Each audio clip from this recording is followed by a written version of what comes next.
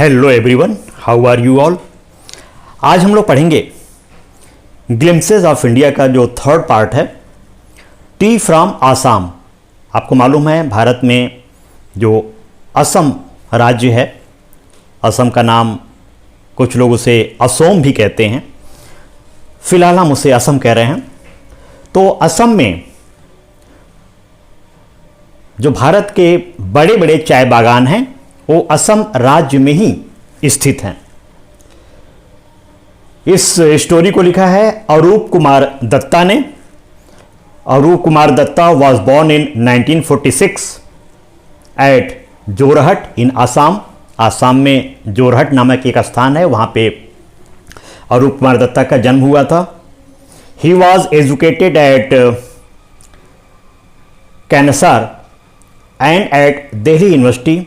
बाद में दिल्ली यूनिवर्सिटी में भी ये एडमिशन लिए। He served as a professor in English for many years at JB college Jorhat. Jorhat में जो जेबी कॉलेज है वहाँ पे इंग्लिश के ये पढ़ाते रहे as a professor. His published work the adventure stories 1978 में पहली किताब इनकी प्रकाशित हुई, उसका नाम था द एडवेंचर स्टोरीज। इसके बाद ब्रह्मपुत्रा नाम की पुस्तक आई 2001 में। और ये जो ब्रह्मपुत्रा, इसको तो बहुत दुनिया की और भी बहुत सारी लैंग्वेजेस में उसका ट्रांसलेशन हुआ है। इतना ज़्यादा इनकी ब्रह्मपुत्रा बुक पॉपुलर हो गई कि दुनिया की अन्य लैंग्वेजेस में भी इसका ट्रांसलेशन हुआ है। तो आइए देखते हैं टी फ्रॉम आसाम। आप अपना बुक ओपन कीजिए, बुक में स्टार्टिंग से देखिए। Pranjal, a youngster from Assam in Rajveer's classmate at school in Delhi. Pranjal's father is the manager of a tea garden in Upper Assam and Pranjal has invited Rajveer to visit his home during the summer vacation।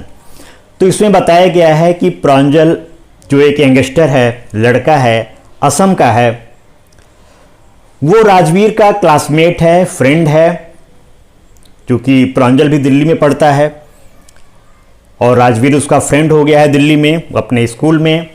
तो राजवीर को invite कर रहा है कि चलो summer vacation में तुमको अपने गांव ले चलते हैं, अपने प्रदेश ले चलते हैं, असम ले चलते हैं, वहां पे तुमको टी गार्डन दिखाएंगे, चाय के जो बागान होते हैं, कैसे चाय उत्पन्न किया जाता है, चाय कैसे बनती है, सब तुमको असम में चल करके हम दिखाना चाहते हैं। तो ठीक है, राजवीर भी एग्री हो गया और समर वेकेशन में दोनों ट्रेन से जाने लगे आसाम में, यानी असम में। तो आपको मालूम है जब भी आप ट्रेन में कहीं जाते हैं तो चाय गरम, वो जो टी वेंडर होते हैं वे अपनी चाय को सेल करने के लिए कंपार्टमेंट के पास चाय गरम बोलते हैं। कई लोग खरीदते हैं, पीते हैं। इस तरह से चाय गरम चाय, a vendor called out in A high pitched voice. अच्छा, जो बोलते भी हैं तो बहुत तेज बोलते हैं ताकि दूर तक सुनाई दे जाए कि मैं चाय बेच रहा हूं। दूर तक सुनाई दे जाएगा तो कोई ना कोई तो बुला ही लेगा और वो चाय सिप करेगा, पिएगा। He came up to their windows and asked, chai sahab चाय।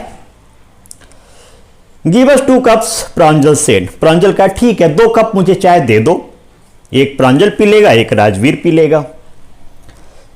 दे sipped the steaming hot liquid.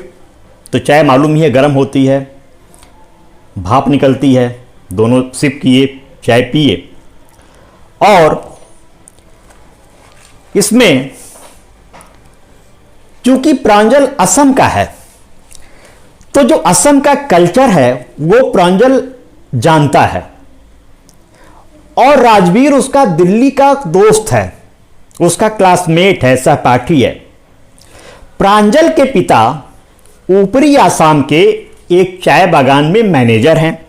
प्रांजल के पिता असम वाले वो चाय बागान में मैनेजर हैं और प्रांजल ने राजवीर को गर्मियों की छुट्टी में अपने घर आने का निमंत्रण दिया, इसीलिए दोनों गर्मी की छुट्टियों में असम जा रहे हैं। क्या तुम जानते हो लगभग 80 करोड़ चाय के कप समूचे संसार में रोज पिए जाते हैं। राजवीर बता रहा है प्रांजल को। तो प्रांजल को बहुत आश्चर्य हुआ, अच्छा 80 करोड़ कप डेली दुनिया भर में चाय पी जाती है। यह उस समय की बात है, पहले की, अब तो और हो गया होगा। चाय वास्तव में बहुत पॉपुलर है और दोनों चूंकि डिटेक्टिव स्टोरीज के दोनों शौकीन थे, तो ट्रेन की जर्नी में अक्सर लोग पढ़ करके या अब तो मोबाइल पे मूवी देख करके या कुछ करके ट्रेन में अपना सफ़र बिताते हैं। उस ज़माने में मोबाइल था नहीं, इसलिए बच्चे या जो भी ट्रेन में ट्रेवल करता था वो लोग कहानी की किताब या पेपर या कुछ भी पढ़ करके अपना समय बिताते थे। तो ये जो दो बच्चे हैं ये डिटेक्टिव स्टोरीज पढ़ना स्टार्ट किए ट्रेन में, और रास्ते भर हरा ही हरा। राजवीर तो पढ़ने से ज़्यादा सीन जो बाहर दिखाई दे रहा है ट्रेन के उसको देख रहा है। इतना हरा भरा, इतनी हरियाली राजवीर ने पहले कभी नहीं देखा था। उसके बाद नरम हरे धान के खेतों ने चाय को जगह दे दी। धान के खेत समाप्त हो गए और चाय के बागान बढ़ने लगे। बहुत ही शानदार दृश्य था। घने पेड़ों वाली पहाड़ियों की पृष्ठपट पर यहां तक कि नजर देख पाए चाय की झाड़ियों का एक समुद्र सा फैला हुआ। छोटे छोटे चायों के पौधों को बोना करते हुए लंबे दृढ़ छायादार वृक्ष थे और बीच बीच में चाय के बागानों की झाड़ियां लगी थीं। इतना अच्छा सीन था और लगा अच्छा यह चाय का देश है, the country of T, Assam. उसने आसाम में संसार की सबसे अधिक घनत्व की खेती है चाय की। चाय की जो घनत्व की खेती है असम में सबसे ज्यादा है दुनिया में। तुम जहां तक देख पाओगे वहां तक बागान ही बागान हैं, चायों के बागान हैं। और मैं जितना पढ़ पाया उतना मैंने बताया। राजवीर ने कहा सही से नहीं जानते, लेकिन इसके बारे में कई दंत कथाएं हैं।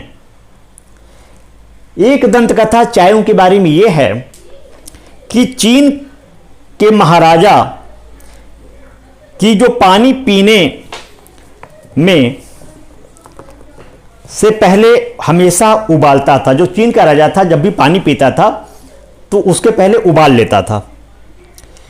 एक दिन क्या हुआ कि टहनी से कुछ पत्ते उसके नीचे जल रहे बर्तन में आकर गिर गया। जब वो पानी उबाल रहा था पीने के लिए चीन का राजा, तो कुछ पत्ते आकर के उसमें पड़ गए और उससे जो पानी का स्वाद था बहुत स्वादिष्ट हो गया, क्योंकि वो जो पत्ती पड़ा था बाई चांस वो चाय की पत्तियां थीं। अच्छा, तो प्रांजल जो असम का था, अच्छा ये बात है, ठीक है दूसरी कहानी बताओ। तो राजवीर ने दूसरी कहानी बताया, दूसरी दंत कथा बताया जो लोगों के मुंह से सुनी जाती है, उनको दंत कथाएं कहते हैं। हमारी एक भारतीय दंत कथा भी है, राजवीर बता रहा है। बोधिधर्मा नामक एक बौद्ध था जिसने अपने पलकें काट दी थीं क्योंकि उसे ध्यान लगाते समय नींद आ जाती थी। उन पलकों में से 10 चाय के पौधे उग गए।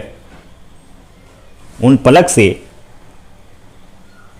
जो कटी हुई थी, जो उस बुद्धिस्ट ने काट दी थी क्योंकि ध्यान लगाने में प्रॉब्लम हो रहा था, उससे 10 चाय के पौधे उग गए और उन पौधों की पत्तियों को पानी में डाला जाए तो ऐसी मान्यता हो गई कि इससे नींद नहीं आती। आप भी देखते होंगे जब आप चाय पी लेते हैं तो नींद आपकी भग जाती है, क्योंकि चाय में कुछ ऐसे रसायन पाए जाते हैं जिससे नींद कम आती है। अक्सर जब एग्जाम होता है तो बच्चे चाय पीते हैं ताकि नींद ना आए। चाय सबसे पहले चीन में पी गई थी, राजवीर ने और बताया। राजवीर चूंकि उसका चाय के बारे में जब वो असम घूमने जा रहा है तो पूरा डिटेल नॉलेज लेके जा रहा है कि वास्तव में असम की चाय के बारे में पूरा जान लें तो प्रांजल से ज़्यादा राजवीर जान रहा है असम के बारे में, चायों के बारे में। राजवीर बता रहा है कि चाय सबसे पहले चीन में पी गई थी 2700 BC से भी पहले, यानी 2700 साल पहले, बिफोर क्राइस्ट चीन में पी गई थी। यहाँ तक कि ये शब्द जैसे टी, चाय और चीनी, चीनी भाषा के शब्द हैं। चीनी, चाय और टी, ये सारे के सारी लैंग्वेज चीनी है, चाइनीज़ है। यूरोप में चाय केवल 16वीं शताब्दी में आई। 16वीं शताब्दी में यूरोप के लोग चाय के बारे में जाने, और यह पेय पदार्थ दवाई के तौर पर ज़्यादा पी जाती थी। चाय से चूंकि दवा भी बनती है, तो यूरोप के लोगों ने उसका उपयोग मेडिसिन के रूप में, दवा के रूप में चाय की पत्तियों का प्रयोग किया। इधर ट्रेन खड़खड़ाती हुई, दनदनाती हुई चली जा रही है, खेतों को क्रॉस करते हुए, टी गार्डन्स को, चाय के बागानों को क्रॉस करते हुए ट्रेन लगातार आगे बढ़ रही है। और वहां पे मारियानी जंक्शन पे आके रुकी असम में। लड़कों ने अपना अपना सामान इकट्ठा किया और प्लेटफॉर्म पर चल पड़े। वहां पे प्रांजल के जो माता पिता थे, पेरेंट्स थे, इंतजार कर रहे थे रेलवे स्टेशन पे, प्लेटफॉर्म पे। और इसके बाद वे लोग कार से तेजी से अपने घर की तरफ और धेकियावारी टी स्टेट में पहुंच गए। जो टी स्टेट है, जो चाय का बागान है, वहां पे प्रांजल के पापा राजवीर को और प्रांजल को लेकर गए। पत्थरों वाली सड़क के दोनों किनारों पर एकड़ के एकड़ चाय की झाड़ियां थीं, जो सफाई से काट छाट कर समान ऊंचाई पर की गई थी ताकि चाय की अच्छी फसल हो, इसलिए ऐसा किया जाता है। चाय बागान वाली महिलाओं के झुंड थे जो अपनी पीठों पर बांस की टोकरियां लादे, प्लास्टिक के एप्रन पहने। एप्रन आप जानते हैं, जो डॉक्टर पहनते हैं एप्रन, वहाँ भी असम में भी पहनते हैं। जो चाय बागान में औरतें काम करती हैं, उस एप्रन को प्लास्टिक का होता है, वे पहनी हुई थीं और चाय की ऊपर वाली पत्तियों को तोड़ रही थीं। चाय की जो ऊपर वाली नम वाली पत्तियाँ होती हैं, उसी को तोड़ा जाता है, सुखाया जाता है और चाय उसी से बनता है। इसके बाद प्रांजल के पिता ने गाड़ी धीमे कर ली ताकि चाय की पत्तियों से भरी गाड़ी वाला ट्रैक्टर आगे निकल जाए। तो चाय बागान से पत्तियों को तोड़ तोड़ कर ट्रैक्टर्स के माध्यम से बाहर ले जाया जाता है, उसको ड्राई करने के लिए, सुखाने के लिए। यह दूसरी फसल या अंकुरण का समय है ना श्रीमान बरुआ? राजवीर ने पूछा। यह मई से जुलाई तक चलेगा और बढ़िया चाय पैदा होगी। ऐसा प्रतीत होता है कि यहाँ आने से पहले तुमने अपना गृह कार्य अच्छी तरह किया है। प्रांजल के पिता ने आश्चर्य से कहा। चूंकि राजवीर को इतना नॉलेज था चाय के बारे में और असम जाने से पहले उसने चाय के बारे में बहुत रिसर्च किया था, इसलिए प्रांजल के पिता को आश्चर्य हुआ कि उनके लड़के से ज्यादा चाय के बारे में दिल्ली वाला लड़का राजवीर जानता है। इससे उनको थोड़ा आश्चर्य भी हुआ, अच्छा भी लगा। राजवीर ने मान लिया कि हाँ, मुझे असम आकर के चायों के बारे में, चाय के बारे में और भी बहुत कुछ जानने को मिलेगा। और इस तरह से यह स्टोरी खत्म होती है। अरूप कुमार दत्ता ने इस स्टोरी के माध्यम से, टी फ्रॉम आसाम के माध्यम से ये संदेश देने की कोशिश की है कि देश का जो चाय है, असम का जो चाय है, इसको भारत के बच्चों को जानना चाहिए और ये कैसे उत्पन्न होता है, चाय बागान कैसे कार्य करते हैं, महिलाएं कैसे पीठ पे टोकरी लेकर के चाय की पत्तियों को रखती हैं, पूरा प्रोसेस बताने की कोशिश की गई है। आप भी इस स्टोरी को पढ़ेंगे, अच्छी स्टोरी है, छोटी स्टोरी है, बहुत आसान लैंग्वेज भी लिखी गई है। स्टोरी को अच्छी तरह पढ़ने के बाद, देखने के बाद इस वीडियो को, वर्ड्स मीनिंग को कॉपी में और क्वेश्चंस आंसर्स को भी कॉपी में डिस्क्रिप्शन से आप लिखेंगे। Happy learning.